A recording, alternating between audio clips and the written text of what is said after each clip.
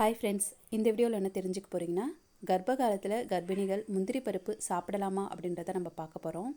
இந்த வீடியோ பார்க்குறதுக்கு முன்னாடி எங்கள் சேனலை இப்போ தான் நீங்கள் ஃபஸ்ட் டைம் பார்க்குறீங்கன்னா சப்ஸ்கிரைப் பட்டனை கிளிக் பண்ணிக்கோங்க. கூடவே அந்த பெல் பட்டனையும் கிளிக் பண்ணிக்கோங்க. அப்போ தான் நான் போகிற ஃபியூச்சர் வீடியோஸ் உங்களுக்கு நோட்டிஃபிகேஷனாக வரும். கர்ப்ப காலத்தில் ஆரோக்கியமான உணவுகளை தேர்வு செய்து சாப்பிடுவது கர்ப்பிணிகளின் கடமையாகும். கர்ப்பிணிகள் நட்ஸ் வகைகளை சாப்பிடுவதால் நன்மை ஏற்படும் அப்படின்னு சொல்லுவாங்க. அதில் முந்திரி பருப்பு சாப்பிட்டா என்ன நன்மை ஏற்படும், அதை சாப்பிடலாமா, எவ்வளவு சாப்பிடணும் அப்படின்றத விரைவாக பார்க்கலாம். இது கர்ப்பிணிகளுக்கு சிறந்த பாதுகாப்பை வழங்கும். கருவின் வளர்ச்சிக்கு உதவும். இது எவ்வித ரசாயன கலவையும் பெறப்படாமல் இருக்கிறதால ஊட்டச்சத்துக்கள் அதிகம் கிடைக்கும். இதில் கலோரிகள் மற்றும் கொழுப்புகள் அதிகம் உள்ளது. ஒரு நாளைக்கு கர்ப்பிணிகள் 30 கிராம் வரை முந்திரி பருப்பு எடுத்துக்கொள்ளலாம். அதாவது ஒரு நாளைக்கு 10லிருந்து 15 வரை கூட நீங்கள் எடுத்துக்கொள்ளலாம்.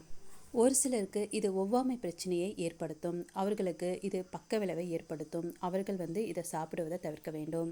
இது கர்ப்பிணிகளின் பல் மற்றும் ஈறுகளை வலுப்படுத்தும். குழந்தைகளின் பிறப்பு குறைபாடுகளை சரி செய்யும்.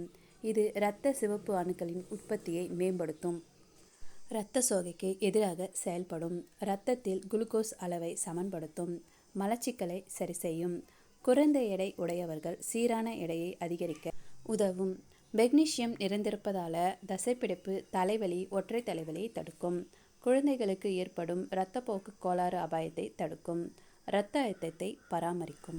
அதிகப்படியான முந்திரியை சாப்பிட்டா என்ன ஆகும் அப்படின்னு பார்த்தீங்கன்னா, சில பக்க விளைவுகள் ஏற்படலாம். உங்களுடைய எடை அதிகரிக்கும். ஒவ்வாமை பிரச்சனையை ஏற்படுத்தும். இது சருமத்தில் அரிப்பு மற்றும் தடிப்பை உண்டாக்கும். பித்தப்பை மற்றும் சிறுநீரக கல் பிரச்சனையை சரி செய்யும். அதிக அளவு எடுத்துக்கொள்வதால் இதய பிரச்சனைக்கு வழிவகுக்கும். இதில் உப்பு சேர்த்து சாப்பிடுவதால் இரத்த அழுத்தத்தை மோசமாக்கும். தமனிகள் மற்றும் சிறுநீரகத்திற்கு அழுத்தம் கொடுப்பதால் இது போன்ற பிரச்சனைகள் ஏற்படும். இதில் ஏதாவது ஒரு பிரச்சனை உங்களுக்கு சிறிது தென்பட்டாலும் முந்திரி சாப்பிடுவதை நீங்கள் தவிர்த்து கொள்வது நல்லது.